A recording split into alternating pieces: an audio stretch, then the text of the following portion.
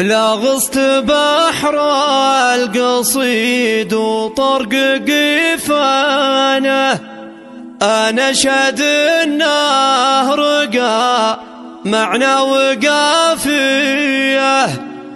ترقص قوافيه وعندي حبكة أوزانه، وبيني وبينه بطولة شهامية. لغصت بحر القصيد وطرق قفانه، أنا أشهد إنه رقى معنى وقافيه، ترقص قوافيه وعندي حبكة أوزانه، وبيني وبينه بطولة شهامية. خاصة لجات القصايد تمدح الدانه، تمدح ورثة فخر بنت الكبارية، ماها سعد واسمها يصلح بنشانه، في رحلة العلم والأمجاد مبنية. ثمرة كفاح قطفتي ورد بستانه، والفرحة اليوم فرحة ما هي عادية، اليوم يوم التخرج عالي شانه، وفيها الوطن يفتخر بنت السعودية، تفاخري والبسي للفخر تيجانه، يا مفخره يا شموخ العز يا بنية. إيه العبي يماها طربة وفرحانه، يا مربيتها على الطيب ومبادئه، وفيها اعتزال لشموخ العز عنوانه، أخوها عبد العزيز وحي طاريه. خاصة لجات القصايد تمدح الدانه، تمدح ورثة فخر بنت الكبارية، ماها سعد واسمها يصلح بنشانه، في رحلة العلم والأمجاد مبنية.